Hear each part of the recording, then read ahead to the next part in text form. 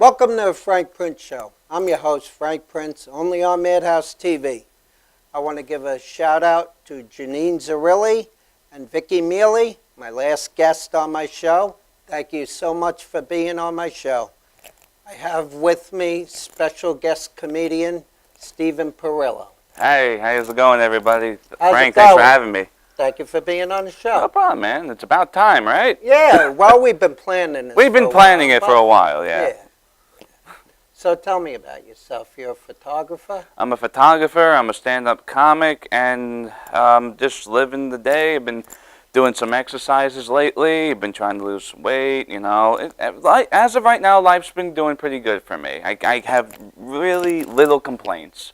Like, all around, comedy's picking up. I've been getting a lot of clients. Can't complain, you know. How long you been doing photography? Photography, well, I graduated college in 2013, in May, yeah. And ever since then, I've had a pretty steady flow of clients.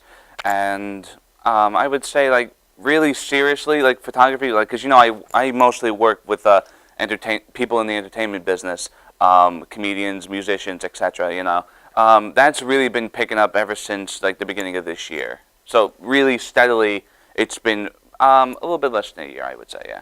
What's entailed in photography? Well, I pretty much just go to the shows, you know. It's a lot of, like, late nights, you know, like, shows start at, like, 8, 7, you know. Sometimes they start at 10. I had to pretty much just bring my equipment. Sometimes it's just my camera, but sometimes I got to bring my video camera because sometimes they want video, too, along with it. You know, yeah. And how do you get clients? Usually it's through networking. I tell one person, hey, can you like my Facebook fan page? And then other people will be like, hey, I saw you do, let's just say, Mike Keegan's video and photography at his show. You think you can come down to my show and do my photography? And I'm like, yeah, sure, no problem. Just we'll work out a deal, a price. You know, the thing about me is I offer special deals to newer comedians and entertainers because they're not really making, like, big money from doing comedy yet. I take it from, I know. You know? So, like, I'm not breaking their wallet if they just need headshots, because they're trying to get started, you know? I don't want to charge, like, $150 on headshots. Like, that to me, that's insane. Like, they're working just, like, normal, what do you call, jobs, you know? They're not making money really off of comedy yet, you know? No. Exactly. It's digital imagery, yeah. Right? Digital, you know, whatever they want. If they want it printed out, I'll print it out for them. They just got to pay for the printing. You know, that's not coming out of my wallet. No, absolutely not. It's like comedy. Yeah. You know. Yeah. So how long you been doing stand-up comedy? It's going to be 2 years sometime next week. I don't remember what day exactly, but mid-July. Oh, wait, we're at the end of July. So, yeah, end of July then. Okay. Yeah. Yeah. I started with Mike Dillon in Gateway Comedy. Funny story, like, I literally used to live right around the corner from the Flaming Hearth, so it was really easy for me to. That everyone's wondering, like, why didn't you, like, start with the brokerage or anything like that? Like, I can't get people to come to my shows in Patchogue when they live in Patchogue. All right, like, people don't want to travel anymore, that I know anyway. So it's like I lived in Farmingville. Everyone I knew lived in Farmingville, so I started there. It was just like perfect venue, you know, for me, you know. And how many minutes of material do you have? I'd say anywhere between like 10 and 15. Yeah. And do you write or? I write all the time. It's like that's like if I'm not working on like graphic design or photography or anything, that's what I'm doing. I'm writing or exercising. How do you write? Oh, Where does it come from? It comes from anything. Like, I'm very, like, observant, you know? So, like, yesterday, I went over to my mother's house. It was her birthday. You know, I don't want to give an age, but it was yesterday. And my stepfather was telling me, like, he broke his pinky toe from, like, stubbing it. Have you ever stubbed your pinky toe? Like, it hurts, right? It does hurt. Like, it's brutal. It's the most brutal. I think we should get them removed at birth, you know? They should be like on a list of things we just eventually get rid of, like wisdom teeth, appendix, pinky toe. Pinky toe. Yeah, you know how much pain, like, throughout your life that thing costs? I think if we get rid of them at birth, Like we'll figure out how to walk without it. I think it won't be missed. You know, like this. I don't know if it works yet. I It haven't might go tried it. this way though, but Yeah, whatever. know. Like we'll figure it out. You know, I that's just me talking. I'm a little. I think a little crazy. I think sometimes. it's not wrong with that. Half the world's crazy. Yeah, that's true. 90%. Yeah, that's true. So where are some of the clubs you performed? I've performed at the Brokerage a bunch of times. I just started poking my head in McGuire's. I sometimes do my own venues. Sometimes in mid-September I'm going to be doing this thing with LIB Magazine. I'm going to be hosting a comedy show there. It's right in Deer Park, right off of Bayshore Road. I got a few comics coming down, so I'm going to be hosting that. I worked with Bill Conde a few times. I don't know if you ever met him. We've worked together a few times. I also have done shows with Bob Liardi. Oh, yeah. You know him. Yes. He's a great guy. He's a great guy. I like him. Yeah, he does that show at Lanigan's now. That's the last time I think Yeah. we saw each other. Yeah. 2 weeks ago. Yeah. Friday. That was a fun show. It was a fun show. Yeah.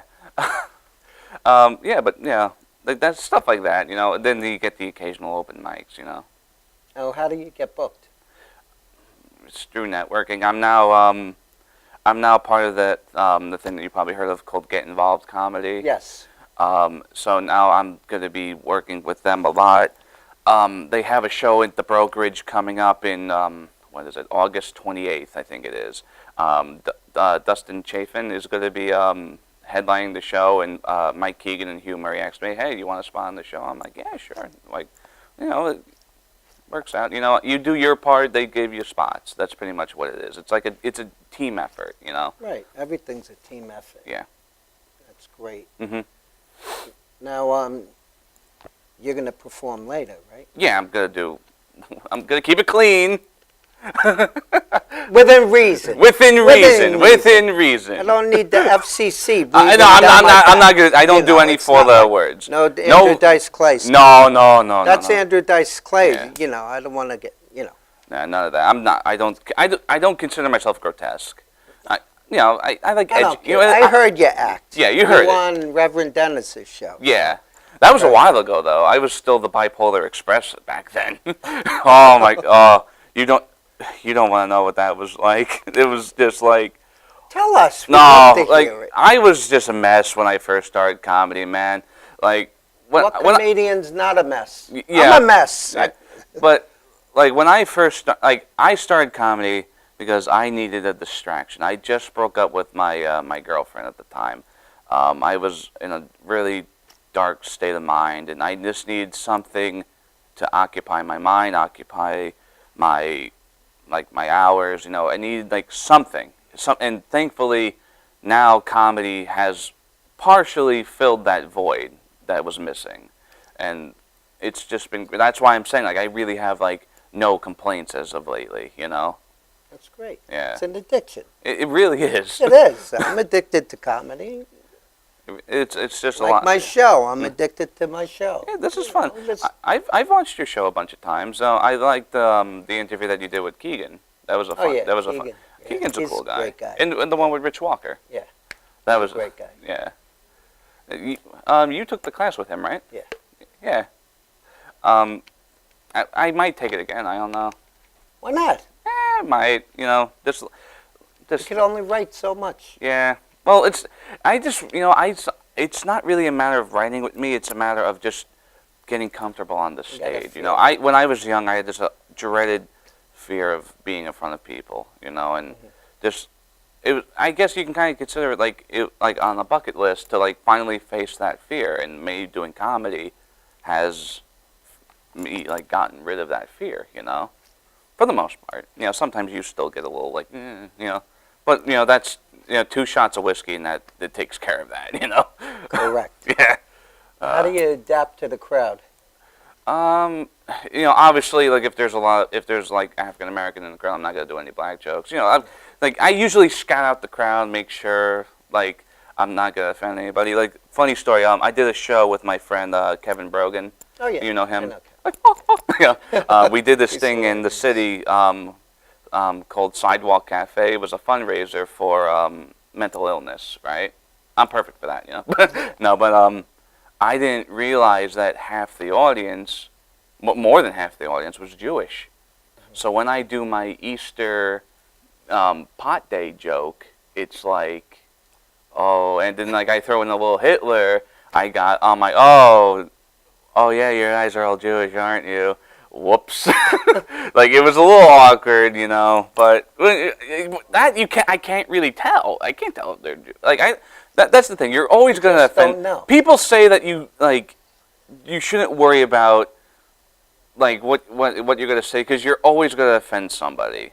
But I do feel like some people do say like Rich Walker. I used to do this thing. Like, you remember how I used to like wear the trench coat all the time? Right. Yeah. Yeah. I'm not wearing it now, but like I used to do this thing about I look like a school shooter, and I used to be a school photographer. That's what was one of my first big venues. Like before working with photography, I used to go to the schools. I used to like do the yearbook photos, the graduation photos, and the class photos. You know, and the thing is, like, and people know me as wearing the trench coat, so it's like, Steve, you look like a school shooter. Well, I'm like, yeah, I have the camera. I am a school shooter. You know, Right. But then it's like Rich Walker said, like, you're gonna piss somebody off one day with that because you know that was a tragedy. I agree, but you're always gonna offend somebody no matter what. That's how I look at it. Unless you're like the squeakiest little like thing, unless you're like squeaky clean, like you're gonna offend Get somebody. 90% on your side, Yeah. you got it made. Exactly, you know. You know, it's comedy. People have to get a grip. Yeah, I mean you're at a comedy show. Like I'm sure someone's gonna say something that's gonna be offensive. You know, that's the way I look at it. Has anybody heckled you? Um, How do you deal with hecklers if there was a case? Or what do you do in that situation? I'm trying to think. You know, it's rare when that happens because, like, I'm up there with a trench coat. I don't think anyone wants to mess with me, really. You know, but I might get the beer muscles. Okay, yeah, okay. One time, I'll tell you the story. One time, I did this show in Belmore called Farrell's, I think it was. It's right across. KJ Farrell's. Yeah, that. Yeah. And this guy in the audience looked just like Craig T. Nelson. You know who that is from Coach? Coach, yeah. And I called them out on it. I'm like, oh, this is a nice place. Craig T. Nelson showed up. That's pretty interesting. A few people found it funny, but he got pissed. And he was like, get off the stage. And I'm like, well, I loved Coach, you know, like, Right. but like, he obviously didn't appreciate that. Maybe he So was I'm just like, I usually just try to ignore it until it becomes so like abrasive that it's like, all right, now you gotta like shut the hell up, you know. Maybe he was having a bad day. You know, that's why I don't really make fun of anybody anymore. Make Like, fun of yourself. Yeah, exactly. We You know, like that was the first and last That's time what I I've do. ever done that. You know, one time before that I did this thing called the Bean Festival. The Bean Festival is you know how like we evolved from primates, like if you believe that, whatever. Like being evolved from hippie. Right. Pretty much, it's the modern day hippie, you know. And one guy looked like Ric Flair, so much like Ric Flair, it was ridiculous. I'm like, Ric Flair showed up today. That's interesting. Like people found it funny, but he got pissed. You know, like who would not want to look like Ric Flair? Like, Ric Flair's awesome. I'm sorry, He is awesome. Yeah, thank you. Gotta give it to him. Thank you. It's a wrestler. Yeah. Who wants to look like me? Nobody. See, that's a good line. Yeah, there you go. I don't even want to look like me. Who are some of your mentors? Oh, in comedy? My favorite comedian of all time has to be Jeremy Hotz.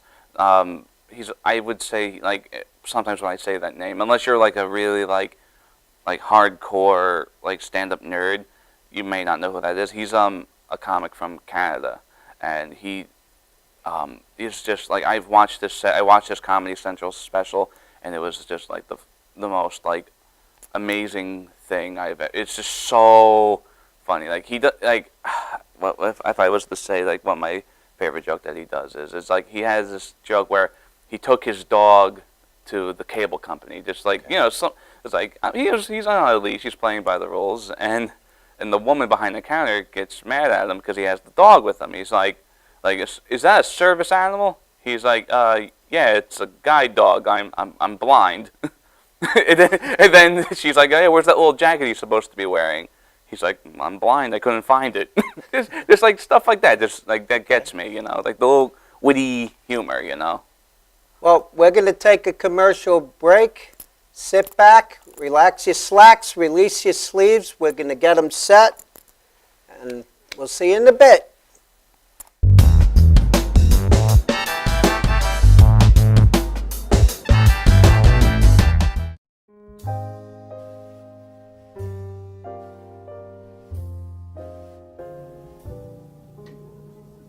My name is Dr. Robert Brevard. I'm here for Multi-Medicine in Westbury, New York. We're located at 1065 Old Country Road, Suite 214. Been here for about 15 years. The practice has medical doctors, physical therapists, chiropractors, acupuncturists. We also do pain management, and we have orthopedists on staff. Here at Advanced Multi-Medicine and Rehabilitation, we've got physical therapists on staff who treat an array of conditions, from neck pain to back pain, shoulder pain. We treat carpal tunnel. We treat a lot of car accident patients, slip and falls. We treat patients with knee injuries, with ankle injuries. We have state-of-the-art equipment. We've been here for over 15 years. Vast array of diagnostic testing, from x-rays to EMGs. What is an EMG? It's a diagnostic test that allows a doctor to determine where the pinched nerve is.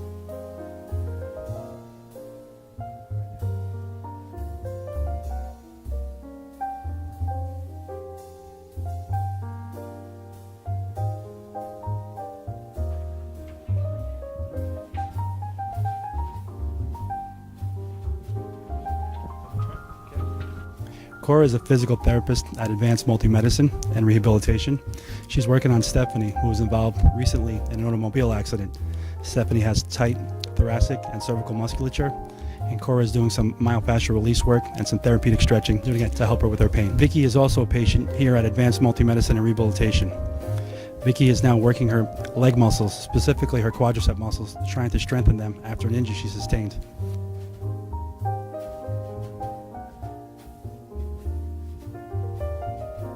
If you find yourself in need of any type of physical therapy, please don't hesitate to call Advanced Multi-Medicine and Rehabilitation, located in Westbury, New York, in Suite 214. Phone number is 516-334-7000, or find us on our website at advancedmultimedicine.com.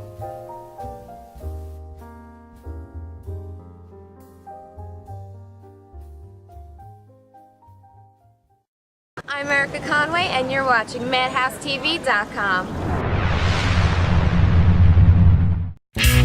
Technical Worldwide Tattoo Supply is one of the largest suppliers in the world and your #1 resource for top quality, affordable tattoo and piercing supplies. Technical Worldwide Tattoo Supply is the #1 supplier of tattoo inks in the world, with more than 200 products including Mom's Ink, Philadelphia Eddie's Traditional Inks, Paolini Sacred Color Inks, and more. Technical Worldwide Tattoo Supply, your one-stop shopping destination for great service, best prices, and top quality supplies.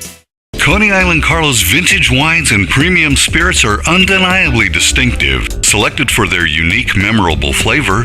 Coney Island Carlos vintage wines and premium spirits are delivered to you in beautifully designed bottles featuring limited edition artwork. Coney Island Carlos vintage wines and premium spirits are available at affordable prices in fine restaurants, bars, and liquor stores. Or check www.coneyislandcarlo.com for availability.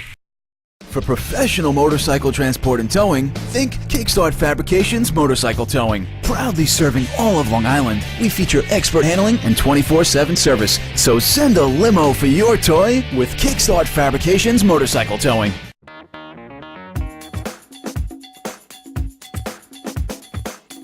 I am Tom Mealy for the Harrison Law Group, and I have been telling you for years that getting involved in an automobile accident is no joke. This is what we do. We're not new at this game.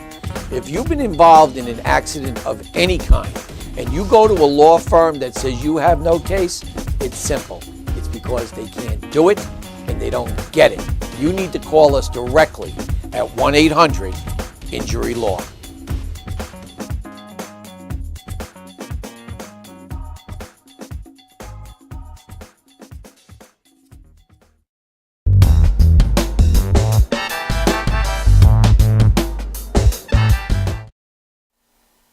Ladies and gentlemen, we're back with comedian Stephen Parrillo. All right, thank you very much, Mr. Frank Prince. It's an honor to be here, sir. Let me tell you a little bit about myself. I'm not a really big sports guy, so when the World Cup came around, I didn't really care that much, But I did follow it just a little bit because one thing did pique my interest. One of these matches, the Mexico team lost to the Netherlands. Like, really? Mexico lost to the Netherlands? Are you kidding me? Listen, Mexico is a country that is stereotyped for its love of soccer. Like, go! Like, that's where it came from, folks. Let me tell you. But they lose to the Dutch? Really? The Netherlands? What are they known for? Winning shoes in Amsterdam. Guys, come on. I was actually a little, not only shocked that Mexico lost, because I was actually upset. Guys, I'm from Farmingville, Long Island. Believe me when I tell you, Mexico is my home team. Oh, you've heard of it. People ask me, Steve, you want to go to the Puerto Rican Day Parade in the city? I'm like, why? I can just go to Home Depot for that. Oh! I'm joking. It's comedy. Come on! Speaking of Amsterdam, I wouldn't call myself a marijuana connoisseur, but I do sometimes partake in 420. Right? You know what I'm talking about? Yeah, exactly. 420, pot day. It was amazing this year because Easter fell on April 20th. Easter and pot day on the same day. Have you ever made an Easter basket with that green plastic grass? This year we used the good stuff. I'm a little bit of a history buff, so let me share something with you. April 20th is also Adolf Hitler's birthday. Relax, I didn't get him anything, but when you have all three of those holidays, like Adolf Hitler Day, Pot Day, and Easter, it was really difficult to find out how to decorate the house for that. My parents came over and everything. They're like, Steve, what are you doing? I'm like, I'm coloring eggs. Well, why are you dressed up like a Nazi? Because I'm high. That's funny because people often tell me I look like Silent Bob. What else is going on? I had a recent health scare recently. I have a little bit of a blemish on my left arm. So you know what I did? I went down to this place that does canine cancer detection tests. Have you heard about these? What they do is they send in a dog that can smell if you have skin cancer on you. And they sniff out your body, and it's like, the test came out okay, but out of nowhere, the dog starts sniffing my rear end. I'm like, oh shit, I hope this isn't conclusive. I'm thinking about going down to Petco to get a second opinion.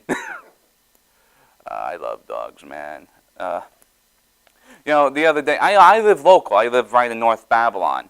I was walking up 231 from my house into town, and I'm trying to make healthy decisions in my life, And I'm walking down, and I see some construction workers working on this old abandoned diner. I was just curious, it could be anything, I'm like, hey guys, well, what's going here instead of the diner? Oh, we're building a Denny's here. So now I have a Denny's walking distance from my house? Are you kidding me? Just when I thought I was out, they pulled me back in. I can't get away from it, man, I tell you. I'm trying to do some healthy things, I'm trying to look nice, I'm trying to, what it is, I'm a very lonely man. You wouldn't think, but I am. I'm trying to look a little bit nice for the ladies, Me and my girlfriend one time had a very interesting conversation. We were talking about if we were pirates, what pirate trait would you take? Peg leg, hook hand, whatever. I said that I would take the parrot on the shoulder all the time.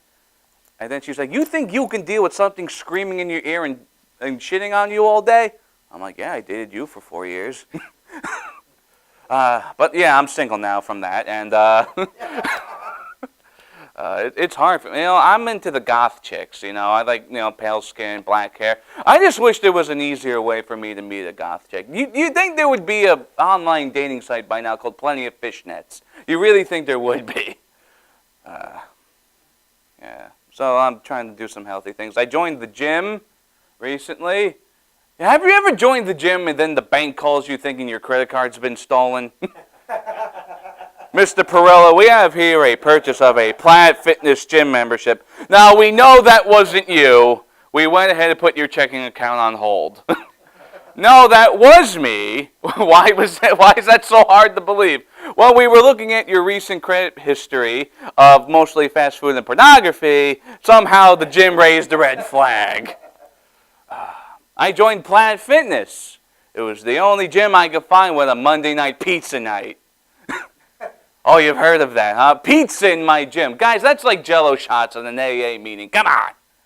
You know, like have you ever been to Planet Fitness? It's very, very crowded. You have to fight tooth and claw over getting a spot on the treadmill. I'm fighting with other members trying to get the bubble slice. Come on. What was that, 2 minutes? All right, 2 minutes. I mentioned before that I'm a little bit of a history buff, you know. I'm not really big into politics, though. I do kind of like that Chris Christie guy. He's pretty cool, right? But people give him stuff about his weight.